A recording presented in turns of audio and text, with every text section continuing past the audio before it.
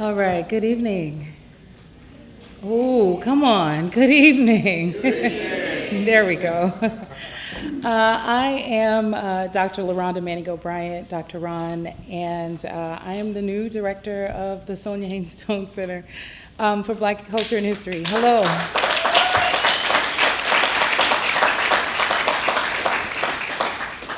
It's truly my honor to be with you all tonight.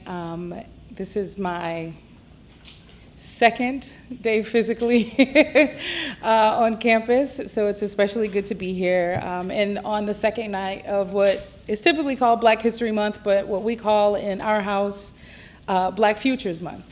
We're gathered here tonight, and it sounds very kind of marital, but nonetheless, we're gathered here to celebrate the opening of the exhibit, If We Must Die, We Will Fight to the Death, Resistance and Revolt Aboard the Slave Ship, a remarkable installation curated by our own Dr. Joseph Jordan. Give it up for Dr. Jordan.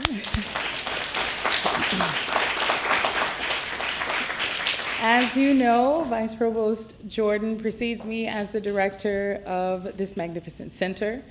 This is his last curated exhibit as director of the Stone Center, but we hope and pray that it will not be his last.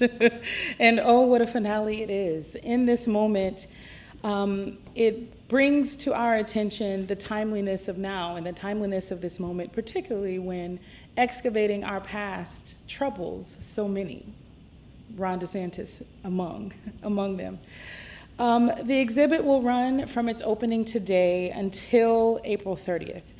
So due to some unforeseen travel changes, the exhibition artist, Ms. Toni Scott, will not be here in person, but she will still be in the room with us, okay? She'll be in the room to introduce us to her work. So I'm not going to take up a whole lot more of your time, but as someone who's pretty new to campus, giving some context of how the night is going to unfold feels important, at least it is for me. I'm opening up, and I will soon pass the mic to Dr. Jordan.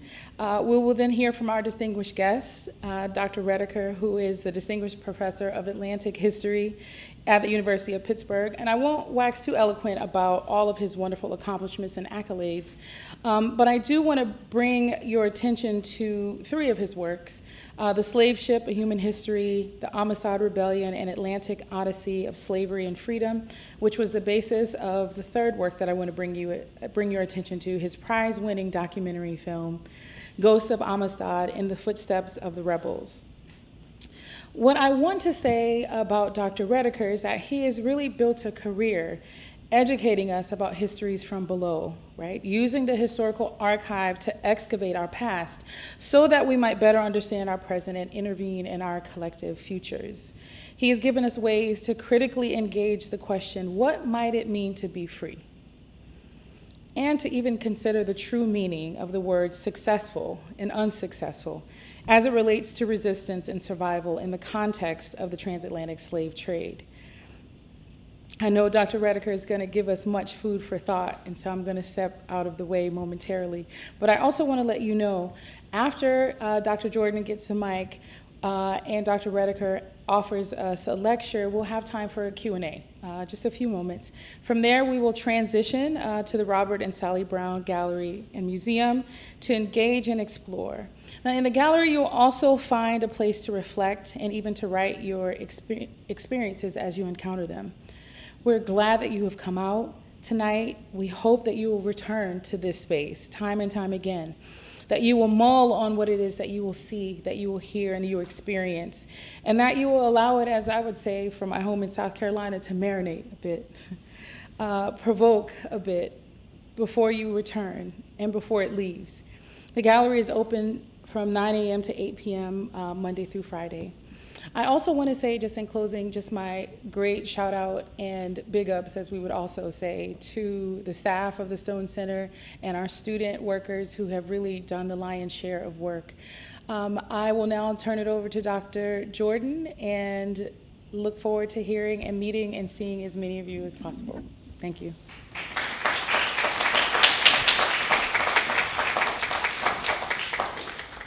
So like most of you, I want to hurry up and get to the main event, so I don't have too much to say. Just thank you all for coming out. I want to re-emphasize what Dr. Ron said about the way the Stone Center works. There's a lot of people that run around and do all of the work and all of the good stuff, and then I get to come up here and act like it was me. But I want you to look in the back, and those 4 people that you see in the back, there's another one on the other side hiding. Those are the ones that came here on Saturdays and Sundays to help install the exhibition, that did the background research in many cases, that told me when things didn't look right multiple times at different points. But as far as I'm concerned, they are the lifeblood of this center. What I will say before asking Professor Rediker to join us, and I think much of what Ron says kind of serves as an introduction. If you look around, much of what we've been doing with exhibitions, much of what we've been doing with programs has a lot to do with this theme of resistance. I think that it was by happenstance that I looked to see that the theme for this year's Black History Month was resistance. I had no idea when I selected or determined that I wanted to do this. And I had wanted to do this for a number of years. Not only did I want to do it, I wanted to commission a 1-act play to go along with it. I wanted to do a little musical piece with spoken word, and I wanted to do it really big. Alas, however, there's a thing called North Carolina State Legislature that allocates money to different units around the state, so we scaled it down and decided we'll just bring the stars and let them shine. So that's what we'll be doing this evening. Hopefully when Professor Rediker comes up, he will also introduce us to Professor Ritchie, who's joined us. So happy you were able to come up. But let me say this, and instead of introducing Marcus, I will tell you the online conversation that we had when I invited him. And he's such a gracious person, because out of the blue, I wrote him, and I think he was in Italy at the time. So pulling someone away from being in Italy to talk about coming to Chapel Hill in the dead of winter is not an easy task. And he said, well, what would I do, and what is the theme, and how would it work? And I gave him the pitch, and I said that I'm asking you to come because you are a scholar activist. I am drawn to individuals who don't separate their intellectual and scholarly work from the work of the people. That is absolutely the foundation of what I've tried to do here at the Stone Center over the past 20, 21, and 22 years, and one of the reasons why I'm so excited that Professor Manigault Bryan is here, is that we are at a moment, Ron kind of intimated it, but I do want to say that Black history of other people who are quote unquote at the bottom, is under attack. Not to mention Black lives in general. But I think we're at a moment where scholars are going to be challenged directly to make a contribution to this fight. And the fight occurs in a number of different kinds of ways. But whatever it is, and as the people who used to inspire me said, you don't select where you fight wherever you happen to be. So at this moment, we happen to be at a place that's going to be very, very difficult for us, and I'm looking forward to the scholar activist in Marcus. I know he's going to slip in a few here and there, and I'm happy that we had him and brought him back from Italy. I have to keep saying that because I was thinking about that. Would I have even spoken to someone if I was in Italy? I would not have even entertained a conversation. So without further ado, please help me in welcoming Professor Rediker.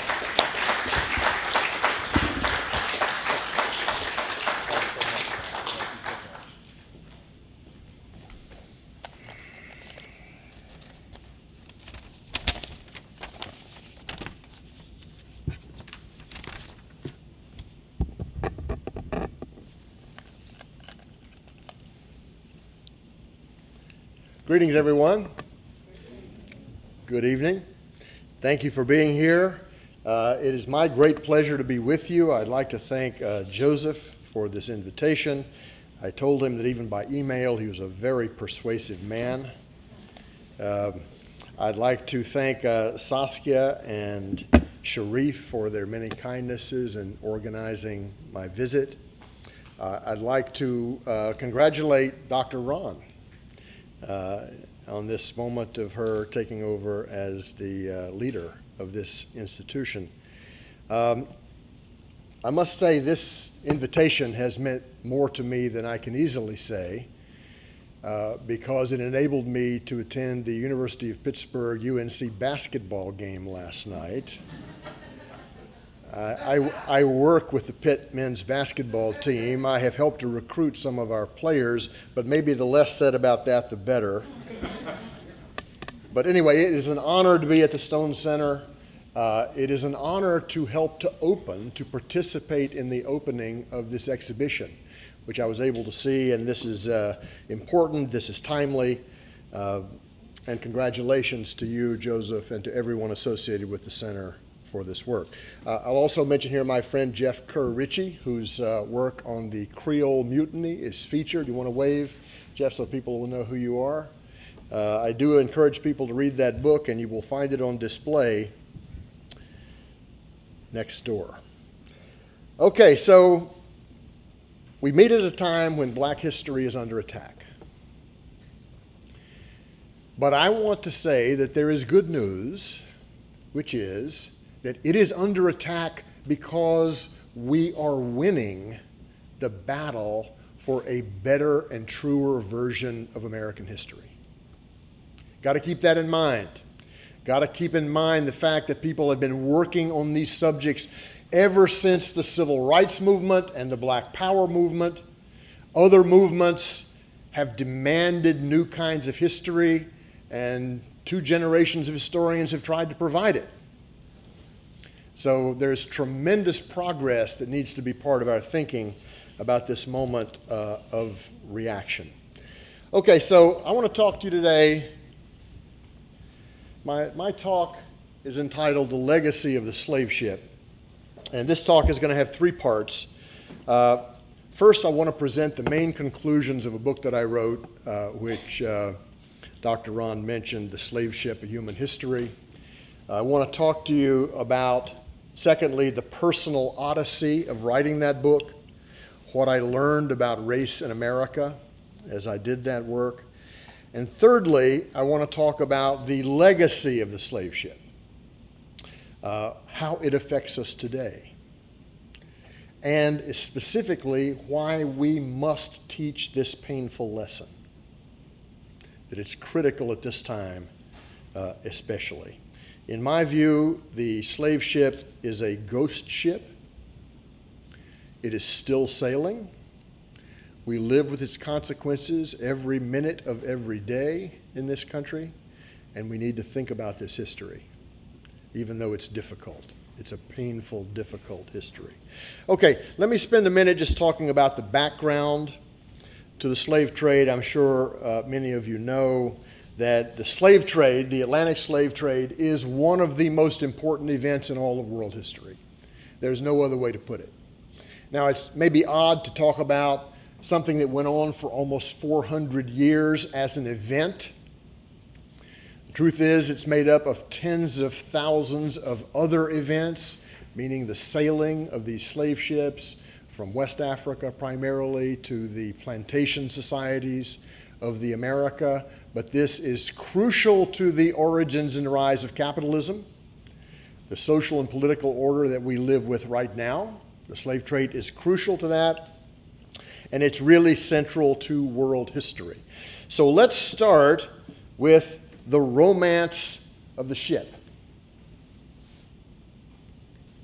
Has everyone seen these replicas of tall ships? They're really powerful. They're beautiful. They're majestic. But you need to understand that this is the most important machine to the making of modern capitalism. This ship is how a small group of countries on the western edge of the Eurasian Peninsula established dominance around the world through ships just like this. the gunned warship, which combined cannon and firepower, tremendous mobility and speed, and was crucial to Europe's colonization of the rest of the world. And the way that I always try to get people to imagine, to see the consequences of this process, think of the places in the world where Spanish, Portuguese, English, and French are spoken. It's the result of these kinds of ships. Now, you probably wouldn't have any way of knowing that the ship that I've selected here as an example was a slave ship sailing out of Liverpool in about 1780. If you look closely, you can see just above the water line of the vessel 4 dark squares. Those are airports. You don't carve squares into the hull of a vessel if you don't have a cargo of living creatures. If you're shipping textiles or lumber or sugar, you don't do that. But this ship was a very specifically important kind of thing, and this romance of the sea that we have does not apply to this ship, because people would really rather not think about it. But this, of all tall ships, is the one that had the greatest impact. It contained within it a human reality that is really extreme, violent, full of terror, and all the rest. Now, this Atlantic slave trade was a tremendously profitable undertaking. Portugal led the way in traveling down the coast of West Africa, beginning in the 14th and 15th century, trading originally for gold and ivory, but then beginning to take more and more human commodities on board. Spain got involved. The Netherlands became the great slave trader of the 17th century. Then came France and England and the United States. It was, folks, a mad rush for wealth. Thousands upon thousands of ships deployed. Black gold was what those ships carried. Now, we know a lot about the slave trade because it was such a big business. And the Transatlantic Slave Trade Database has got data on 36,000 voyages. It's freely available. You should go on it. I urge you to visit it. But the latest is that roughly 12.5 million people were loaded onto ships like this. Or let's see the next slide, if we could. This is the slave ship Brooks, a very famous image. I'm sure all of you have seen it before. Of those 12.5 million, somewhere around 10.5 million people were delivered alive on the other side of the Middle Passage. And of course, there's a very big discrepancy between those two numbers.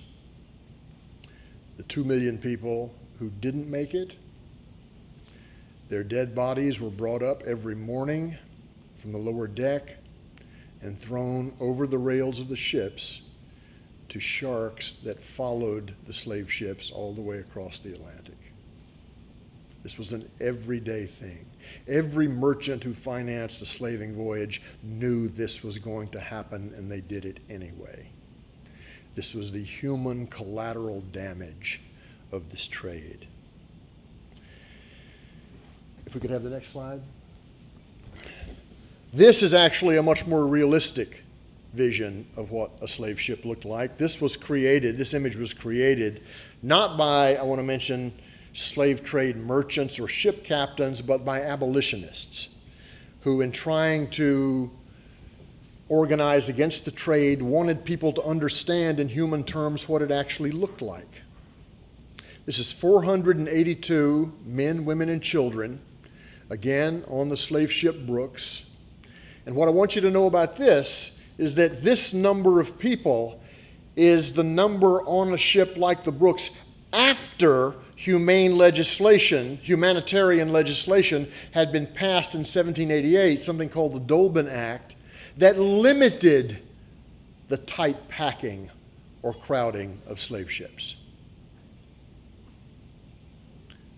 We have a record of this particular ship that on one time it carried not 482 people into the killing maw of the plantation system, it carried 740. And I ask you, where would you put them? You know, we have the exact measurements of this ship because some abolitionists went on board and measured it. You would pile body on top of body on top of body. And imagine the moments when epidemics broke out on the lower deck. You know, every book is written not only as a positive interpretation of something that's happened, it's also written against other interpretations. And I want to tell you that one of the things my book is written against is the excessively statistical portraits of the slave trade that dissolve human beings into numbers. This I call the violence of abstraction. And this is a great danger because there are a lot of historians who just want to talk about the numbers shipped, how long the voyages took, what was the mortality rate. And my answer is always, let's talk about this as something that happened to real people at a real moment in time. So the challenge is to imagine the slave trade as a human experience. This was the main goal of my book. I think I probably had the biggest breakthrough in doing this work when I tried to imagine not only what a slave ship looked like, but what it sounded like, what it smelled like. Think of the soundscape of a slave ship. The cough of people who were sick, the death rattle as people died, the barking orders of the captain, the sound of the lash, the songs of enslaved women, lamentations they were called as they tried to remember their African families, tried to struggle to remember history, and for which, singing those songs, they would be punished. This is the soundscape. The slave ship, it was said in Charleston, South Carolina, that when the wind was blowing the right way off of the Atlantic Ocean, you could smell a slave ship before you could see it. That's quite a statement. Sickness, seasickness, the smell that the human body makes under conditions of great fear.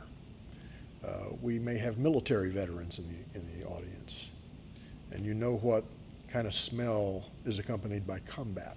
This very pungent. There is a smell of bondage that is very, very important.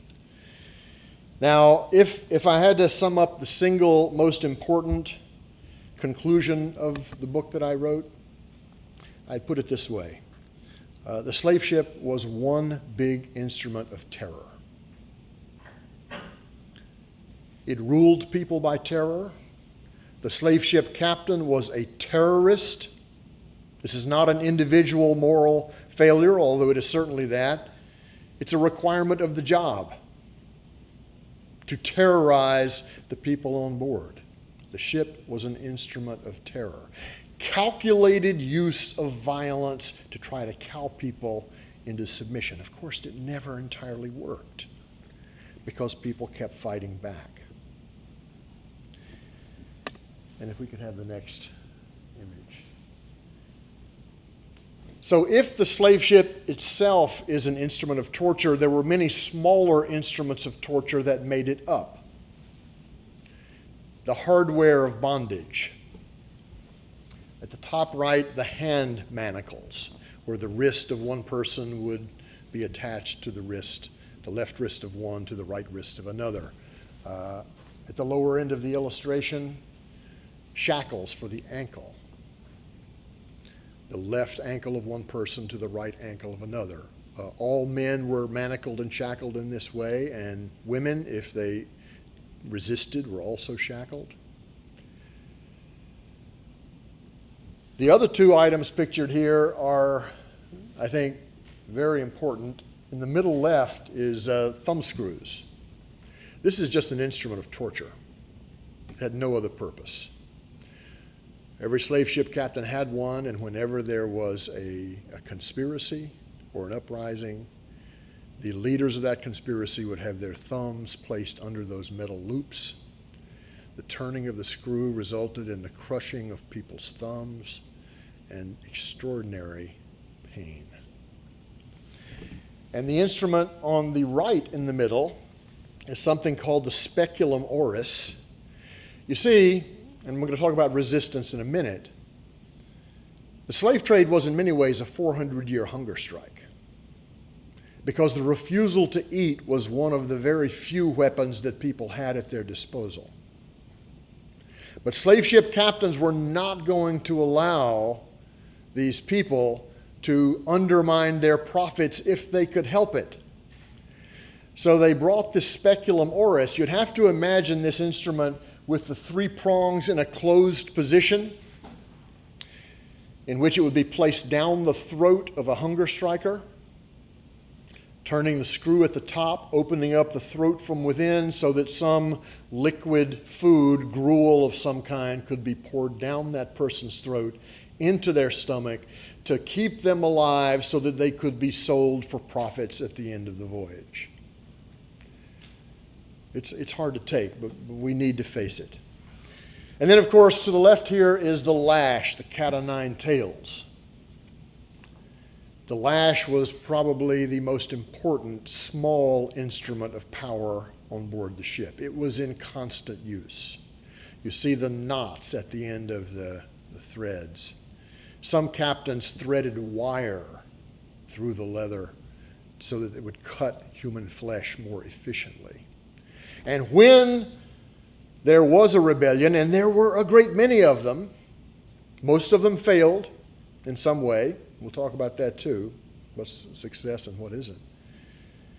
The ringleaders would be brought in a great spectacle onto the main deck in full view of everyone else, and they would be tortured to death, sending the message that if you dare to resist us, this is what will happen to you.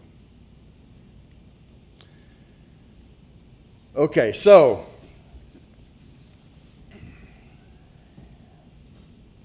the slave ship is defined by terror, and the number of slave ships was great.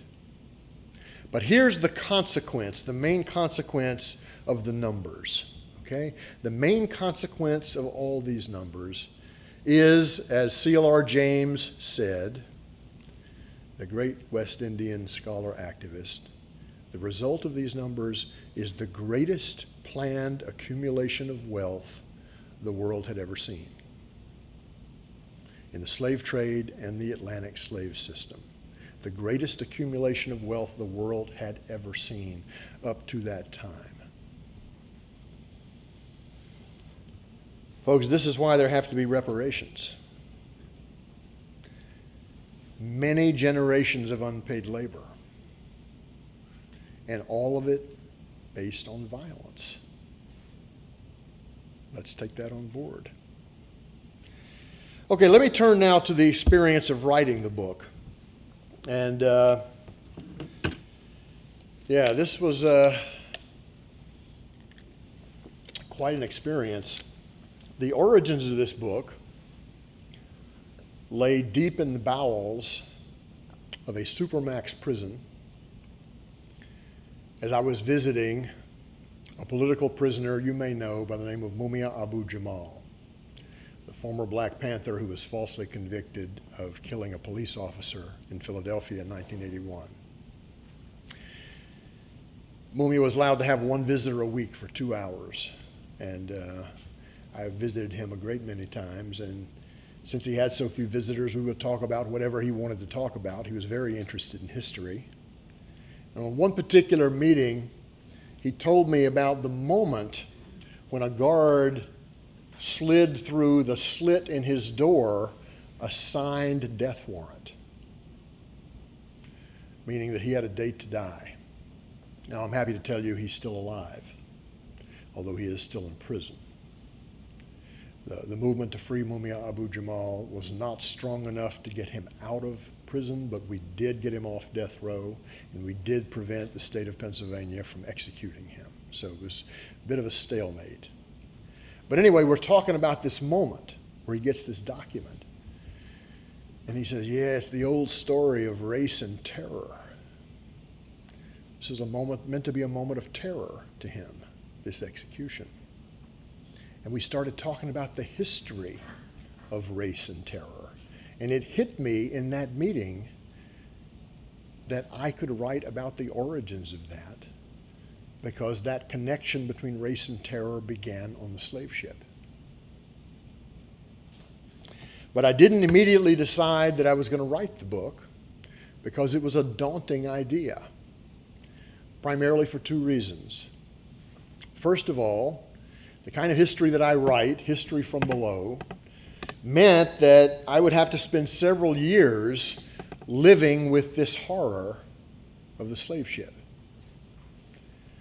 But that was actually less important than the second reason, which was that in thinking about writing this kind of book, I realized that a heavy moral responsibility comes with it. Can you do justice to the experience of the people who were on those vessels? And I don't know if I did justice to it. That will be for readers to decide. But I decided that it would be better to try and fail than not to try at all. So I began to write this book in around 2002. I worked on it for 5 years. I lived with the terror for 5 years. The book was published finally in October 2007. And in the immediate period after the publication of the book, I probably did more than 100 talks about the book. I've probably done 150 or so since then. But talks, interviews, radio spots. I was on Southern Christian Evangelical Radio. I got interviewed by hip-hop DJs. One guy said this book was stomping, and I guess that meant it was good. But I was also on right-wing talk radio. Kind of surprising. I spoke in libraries, public libraries, museums, bookstores, universities, spoke to a lot of community groups, and I think probably the most interesting talk that I ever gave about the slave ship was at Auburn Prison in upstate New York. And I'd be happy to say more about that, but I don't know if you know, but incarcerated people call the prison the modern slave ship. So this had an electric charge to it, this talk, because everything that we discussed about the slave ship had an immediate implication for people who were incarcerated.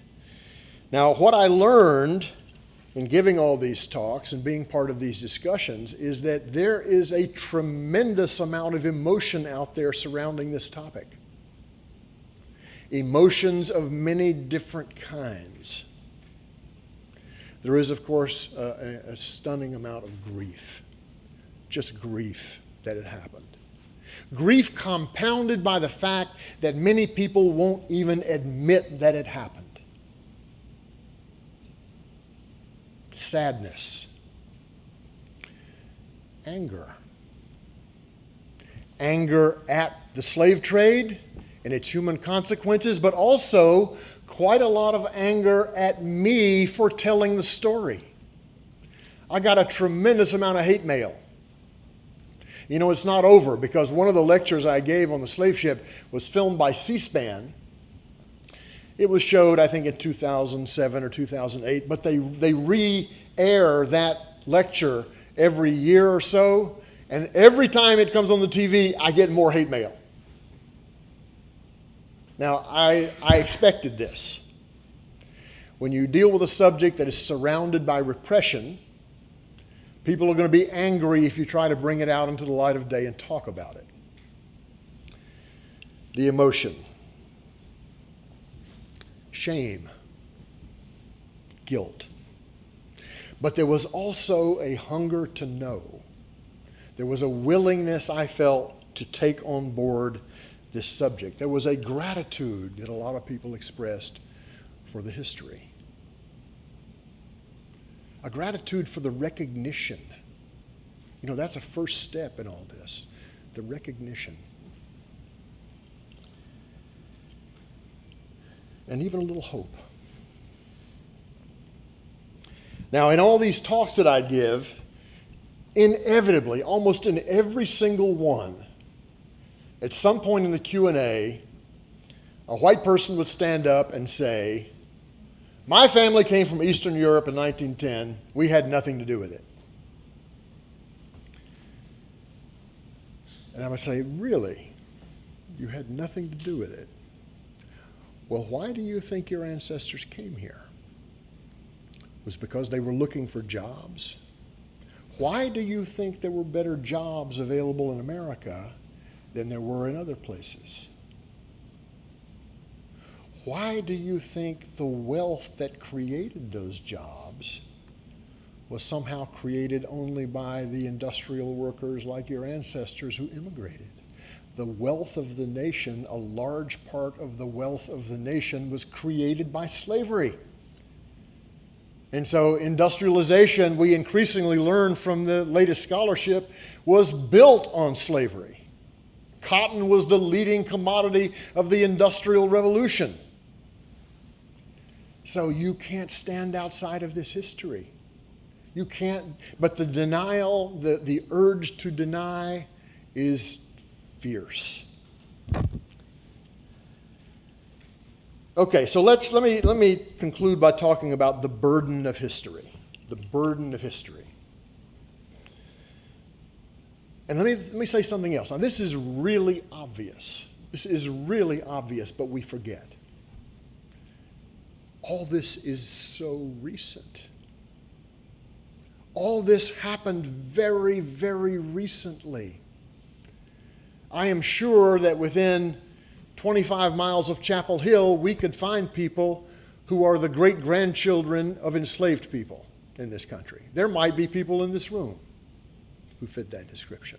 Folks, this has just happened in the scale of historical time. It's recent.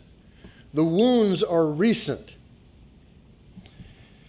Okay, but here's the good news. For the last 60 years, as I mentioned at the outset, I would argue that scholars have created, in their study of slavery and resistance to slavery, have created the greatest body of scholarship anywhere in the world during the same time period.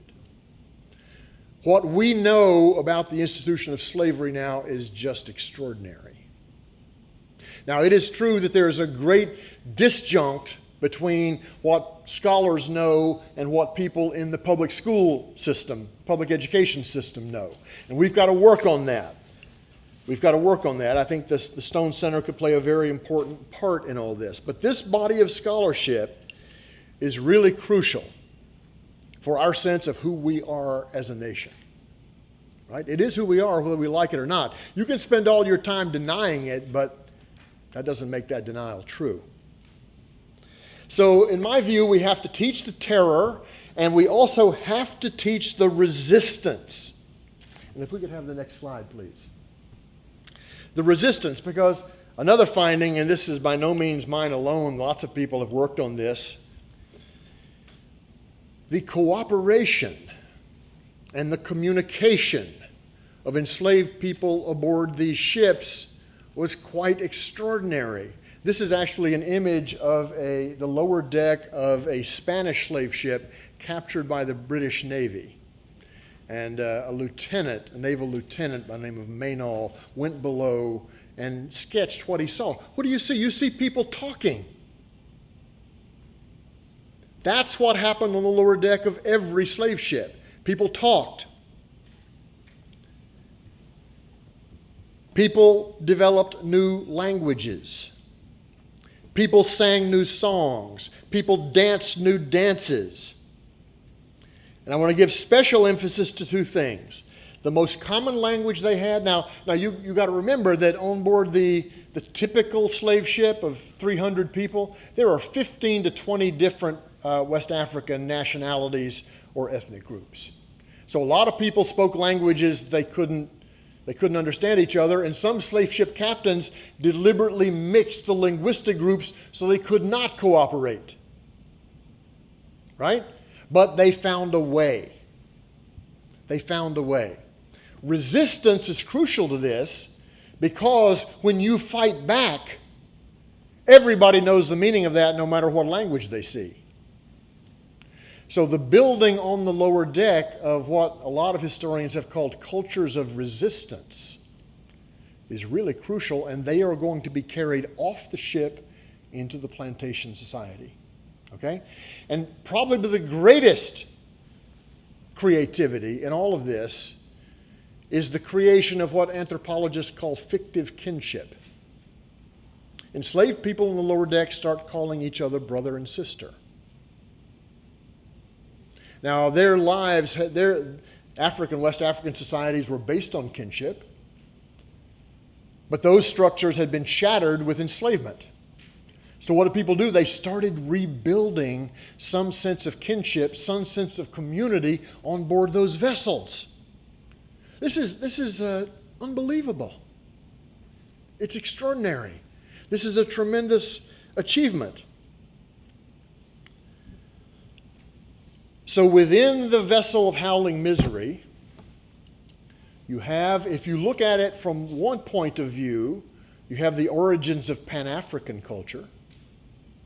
If you look at it from another point of view, from the Western Atlantic, you have the origins of African American culture. Not American in a national sense, but in a hemispheric sense. Because the cultural compromises and accommodations that people will make, that's part of a process of building a culture that's new, that is not strictly reducible to West Africa's history. Okay, so slavery and the slave trade, to conclude. This is not just a tragedy. This is not just a set of atrocities. If we could have the next slide. This is what we increasingly understand to be a crime against humanity, in which entire societies are affected for many generations. I'll mention 4 main effects of the slave trade and slavery as a crime against humanity: discrimination, poverty, deep structural inequality, and one that we don't talk about nearly enough, premature death. Slavery created premature death in a really massive way. And we still live with that differential in life expectancy. That is still with us. But of course, people fought back. You have pictured behind me an insurrection. People fought back.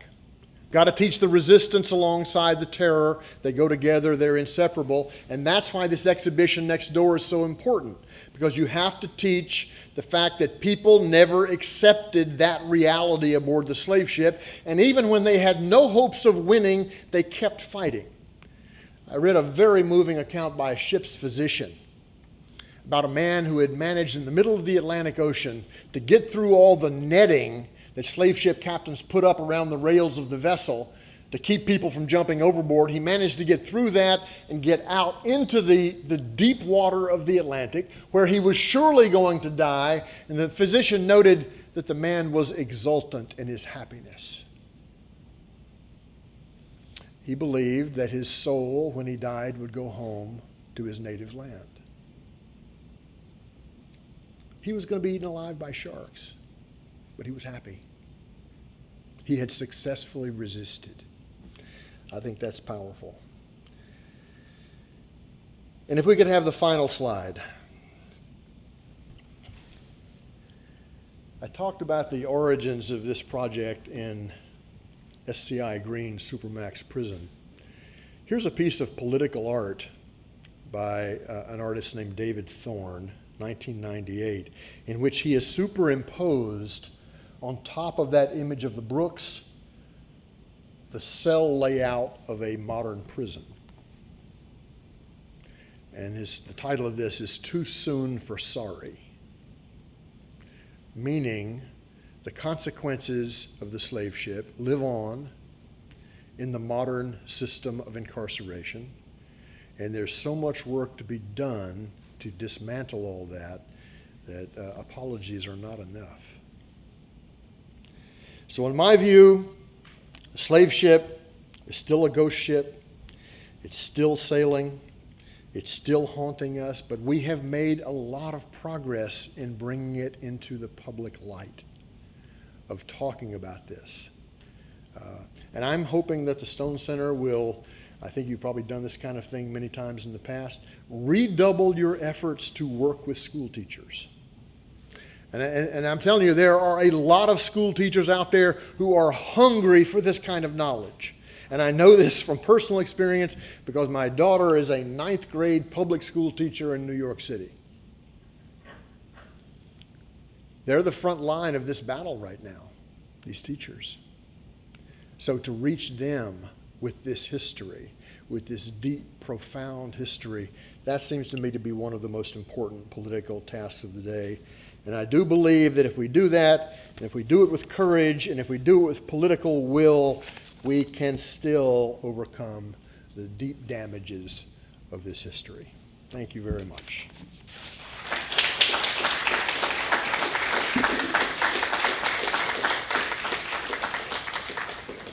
Thank you so much. We have a few minutes for Q&A. Do you want me to moderate, or do you feel comfortable fielding? Okay. So questions. Hi, Dr. Rediker. So I just wanted to ask, I'm well aware that your book was very positively reviewed. I've enjoyed it quite a bit myself, reading it for Dr. Lindsay's class this semester, history seminar about the transatlantic slave trade. I did want to ask, though, what your response is to a few critics that did make a point about how you wrote about the struggles of the crew and the captain in your book, and they took issue with that, seeing as that detracting from the suffering of the slaves. What would be your response to the criticism levied by those few critics? Yeah, my response is that history from below is never merely history from below. That what you have to do, and what I've tried to do in this book, is understand the slave ship as a system of power. And that necessarily involves the crew, and it involves the captain, and it involves the officers, and it involves the merchants. So I'm just trying to understand how it worked. What was the experience? That's my response. With the events of the College Board, and also what's happening in Florida, how do you feel about the situation, and how do we and teachers also combat the erasing of history? Yeah, that's a very big question, and I thank you for it. I think what the College Board has done is absolutely disgraceful. I am hoping that the American Historical Association will issue a strong condemnation of what they've done, because it's very clear that they've done it for money. This is all about money. So now this is going to be a hard fight. But it's not the first time state power has been used to suppress knowledge about the human freedom struggle.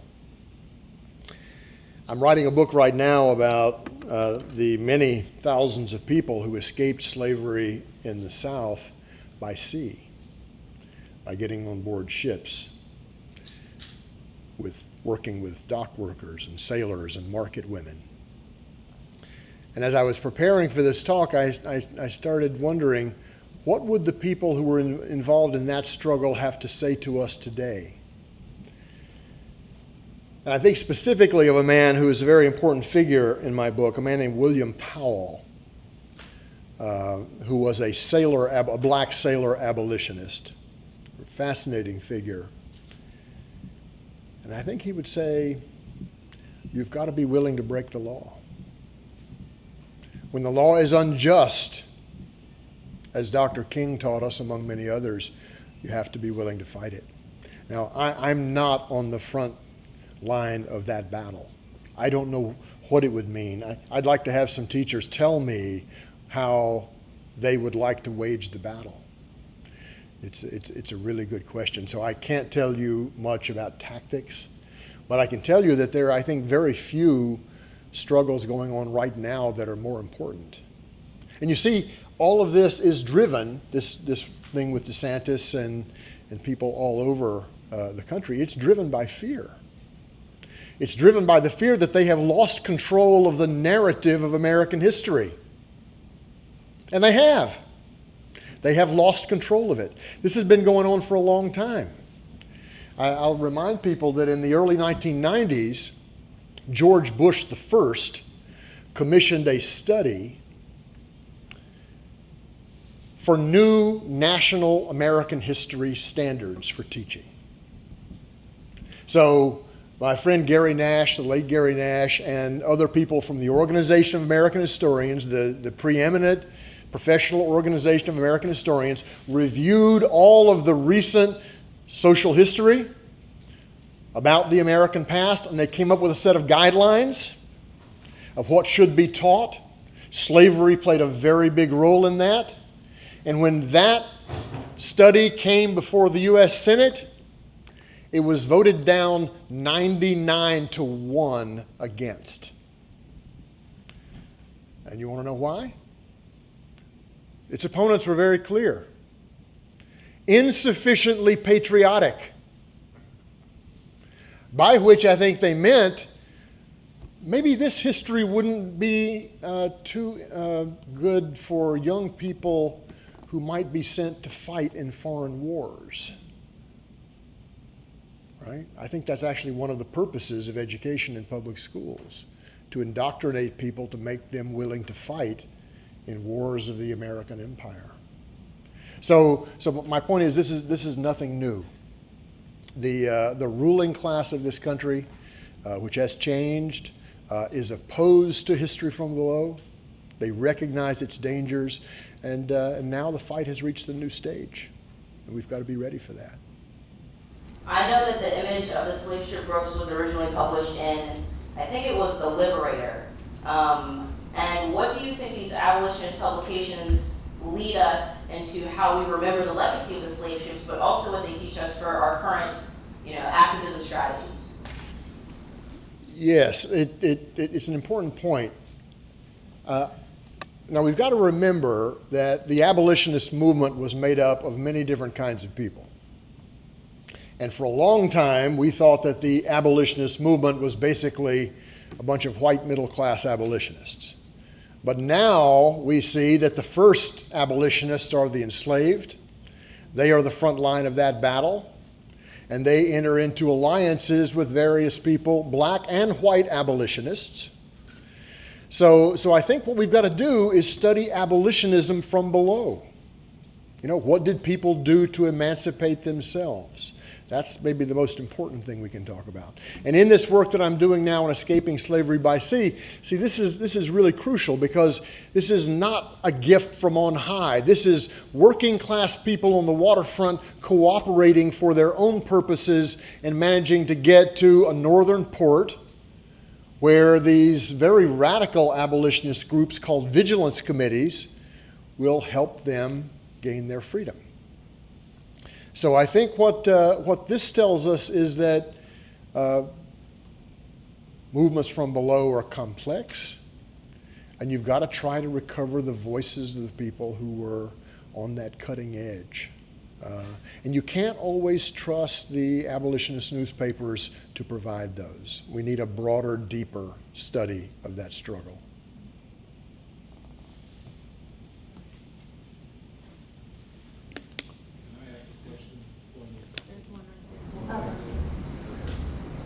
Okay, thank you, Dr. Rediker. My first question is, with the connection you've created with the slave ship and modern prisons today, is it safe to say that the origin of surveillance started on slave ships, given the connection you're trying to create? And my second question is, today we have African Americans who want to retrace their steps back home, back to Africa. And it's sad that people would have to sign on to Ancestry.com to find their roots, and people think that it is not a big deal. And we find people who say that it's not necessary to do that. But then my big question is there light at the end of the tunnel, because today there's still a lot of repression, and we see that African Americans are resistant. So it's like, although it's a fight, it's a war, but then on land and not on ships. So do we see a better future for generations of African Americans in the future? Yeah, thank you. Yes, thank you. With regard to the second question, I think there is definitely hope. I mean, if you look at what American history textbooks looked like in the 1950s, during the Cold War, at the peak of white supremacy, and look at textbooks now, you'll see a huge difference. We have made some progress. But it's also true that these textbooks are subject to political considerations, and as we've seen in Texas, there is an effort to ban what can be taught, right? So there's kind of a battle over that. So this has been going on for a long time. It will continue to go on, and I think Black Lives Matter made a big difference in terms of advancing this demand for a new kind of history. So I think we can take hope in that. With regard to your first question, some of you, the connection between the slave ship and the modern prison, some of you may have read a book by Michel Foucault called Discipline and Punish, about the origins of the modern prison. And central to that is a design of a new kind of prison by a man named Jeremy Bentham, an English philosopher, something called the Panopticon, okay? What Foucault doesn't tell you is that Jeremy Bentham did not invent the Panopticon. His brother Samuel Bentham invented it, and Samuel Bentham was a shipmaker who was very closely attuned to all of the dynamics of power. So I think this is actually something that still remains for close study, but I think the connections will be found. Hearing you talk about clarifying the Amistad and the rebellion there, and I don't want you to correct the film, but at least to talk about the organization of that and what really distinguishes it. Okay. Yeah, one of my books, again, which Dr. Ron mentioned, is called The Amistad Rebellion, an Atlantic Odyssey of Slavery and Freedom. And I wrote that book against Steven Spielberg and his film called Amistad. It wasn't against, although the histories were kind of similar, but basically what it came down to was this. When I was first thinking about that book, I had been writing The Slave Ship, and I saw how unbelievably difficult it was to wage a successful revolt. They almost all failed.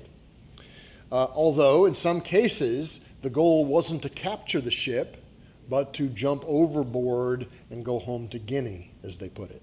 Right? So that would be a successful revolt. But in the back of my mind, there's the Amistad Revolt of 1839, in which people successfully captured the ship, sailed it 1,600 miles up the east coast of North America, and managed, after a complicated legal struggle, to win their freedom. But my question was, how did they do it? How did they actually manage to seize the ship? So I went back and read all the scholarship on the Amistad case, and it's been written about for many, many years. And what I discovered is that historians were not interested in the revolt itself. They were only interested in the court case. So there were lots of books where they'd spend 2 pages on the revolt and 200 pages on the court case, in which John Quincy Adams and these white abolitionists play the leading role.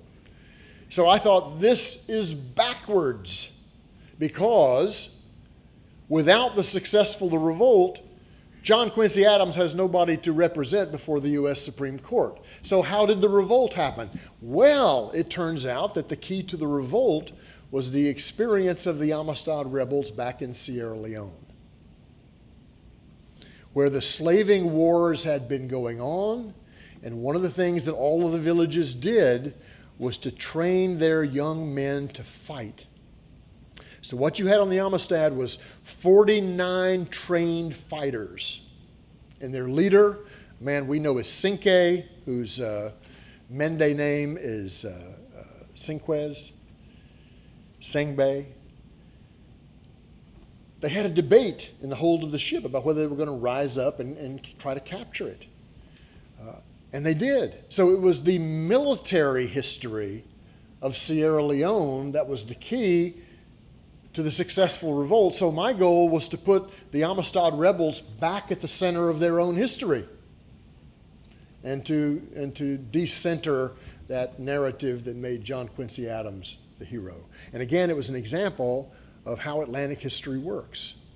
People bearing these African experiences use them in this new context, and that's how they were able to gain their freedom.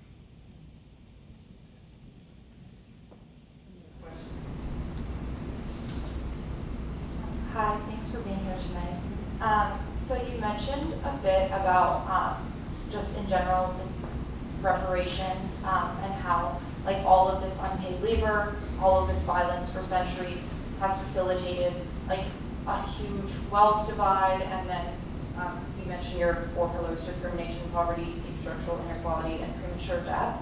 And I was wondering, I know there's a little bit of talk about reparations that's happening across the country now. I know in Asheville, at least a couple summers ago, they had allocated like $2 million or something really minuscule for reparations, and that was specifically geared towards their urban renewal that had displaced Black families.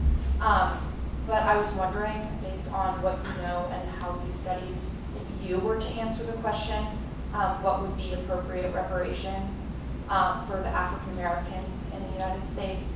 How would you answer that? And then what would those reparations specifically be addressing? Because I know there are like a lot of different stages where reparations could address. Yeah, my answer to this is that it's not my place to say. And that is not a cop-out, that's a recognition that the people who should be deciding about reparations are the people who are the direct descendants of those people who suffered on board the slave ship. I think that's a really important point. But there is a lot of discussion of reparations now. You should have Sandy Darity come over from Duke and give a talk. Maybe you already have. So read his book. But there are many, many different forms that reparations can take. Most people are under the mistaken attitude that it's just a matter of cash payment. Now, it can be that, but it could also be, for example, something like a Marshall Plan for U.S. cities, massive reinvestment in the inner city, which would raise the quality of life for many, many people.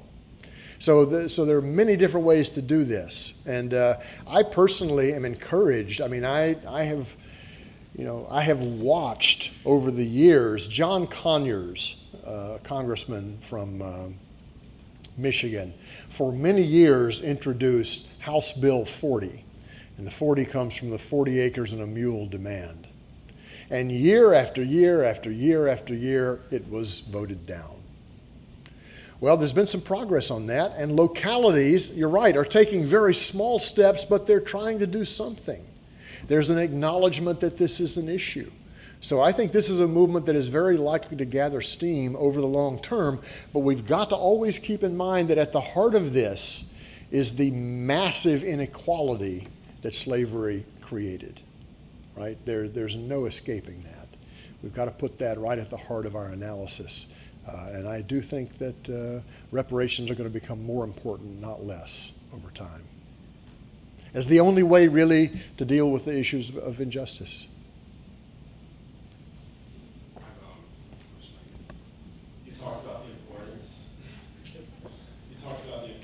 of restoring. You spoke about the importance of disseminating information and the fact that it was readily available now. And based on what you said it's very important for it to be done in schools, and as a professor, you do that in academia, and I was wondering what other ways you imagine that occurring, or what ways you, in your work, have worked to disseminate it and make it accessible for many people outside. Yeah, I think that, one of the most important things that goes on in any movement is education. What kind of education do you have in the labor movement? What kind of education do you have in anti-imperialist movements?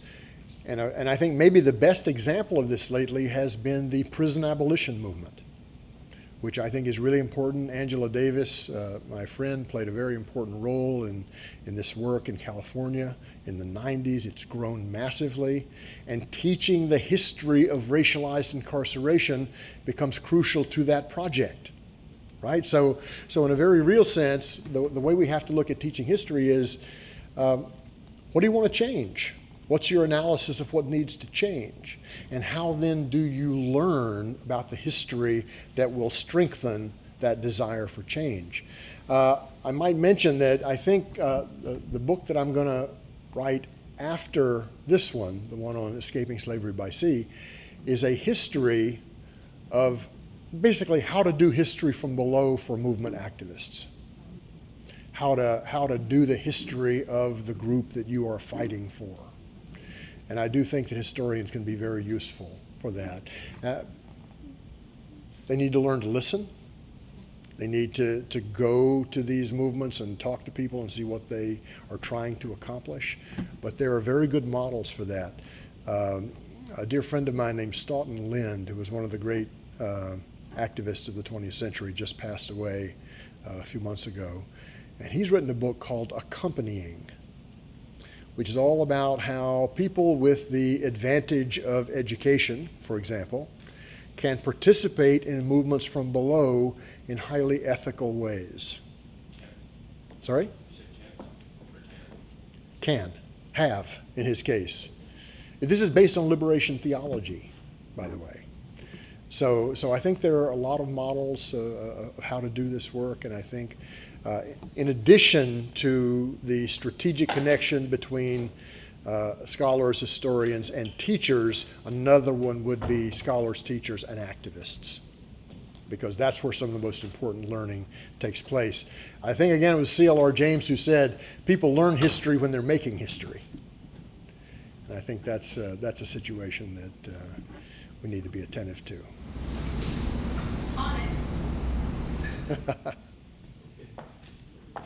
Please join me in thanking Dr. Rediker.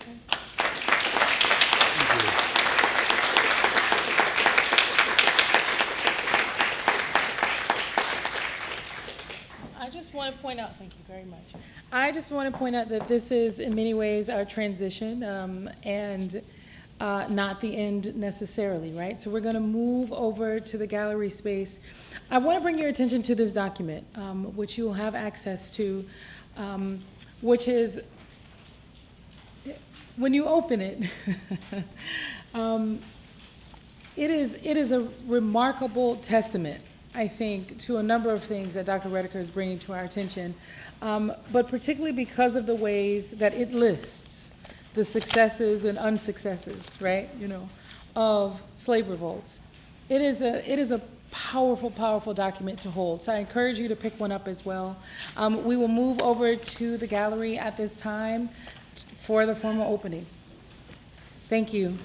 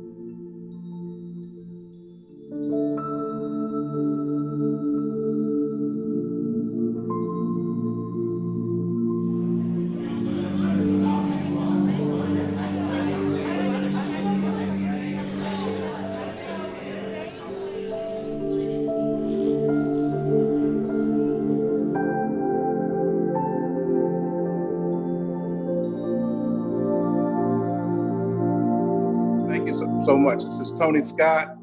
She's talking to us from California.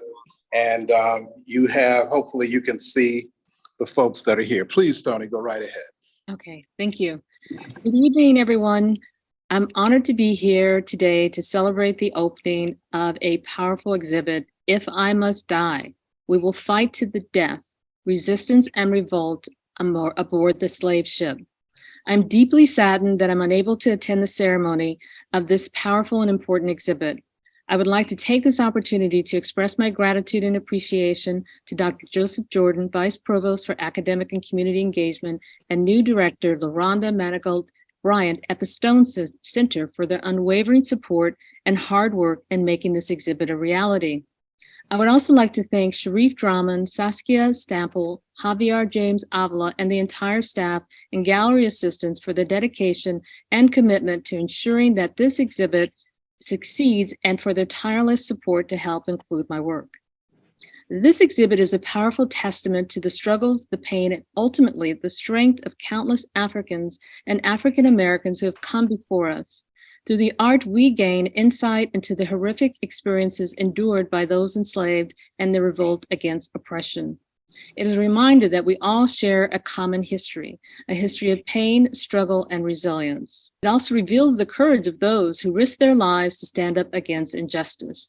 I believe this art exhibit allows us to reflect upon our shared history and to recognize the strength of those who endured the horrors of enslavement and their powerful resolve to fight to the death for freedom. Here, we are reminded of the importance of fighting for justice and equality. We are shown the power of collective resistance. This exhibit, to me, is a powerful reminder we must never forget the atrocities of the past. We must continually strive to create a more just and equitable society and continue to fight for liberation. Critical to my work is the advancement of understanding between races and to promote a deeper historical consciousness that transcends through time. The subject of race has played a significant role in informing my art and shaping my identity. I am multi-ethnic ancestry of African, European, and Native American. I am a member of the Muskogee Creek Nation and a descendant of emancipated African Americans who were enslaved on 3 plantations in the South. In 2002, I began a body of work entitled Bloodlines to address African, African American, and Indigenous American history, in particular the long-forgotten victims of oppression and the cultural richness of African and Native American people.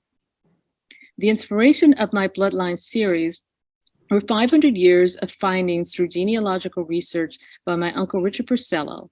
Included were stories by my mother Dolores Millsap, father John Sims, grandmother Geraldine Burleigh, and my cousin Robert Johnston.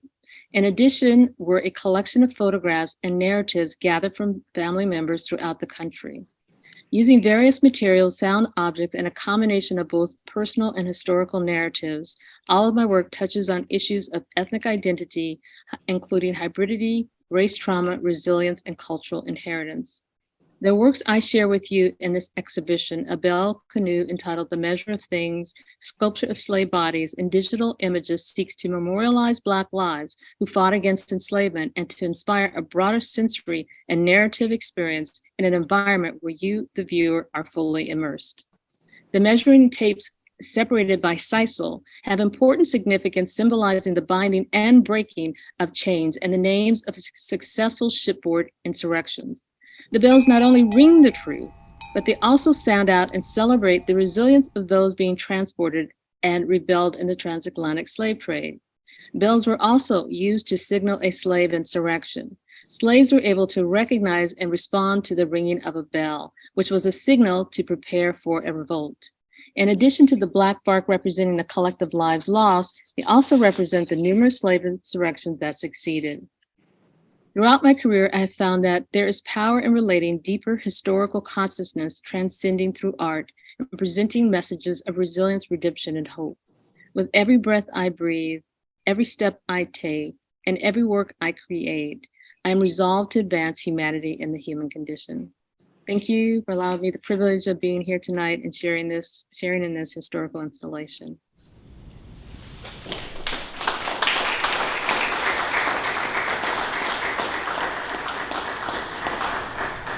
I want to invite you all to continue to circulate. Professor Rediker is here. You can continue to answer, or you can't continue to answer questions, you can continue asking questions. You might answer some too, because I'm sure he would listen to you. I also want to re-emphasize the role of the Stone Center staff in everything that you see here. They have been remarkable with this, as I said, on weekends and everything else. Dr. Ron has come right in and pitched in and offered her guidance and assistance, and I'm looking forward to having more of that going forward. Let me also mention to you that, and I think Marcus spoke about it a little bit, this exhibition was designed so that elementary school and high school teachers can come through and take something back. So for those of you who have friends, relatives, and others in the area, let them know. Please come through. If they want to bring a class through, if they want to bring a class through on a weekend, we will come up on a weekend and take them through, talk about some of the information, recommend the readings. We have a long reading list that we're putting together for elementary and high school teachers. We, again, want this to be a teaching tool, and we will also be looking for a way to send it to other places that might be interested at no charge. So thank you so much. As you might have noticed, there's food out there. Please make sure you take a little bit and continue the fellowship and sistership in ways that are useful for you. Thank you for coming out. You too. Thank you all for coming out. And again, enjoy. If you have any questions, let me know.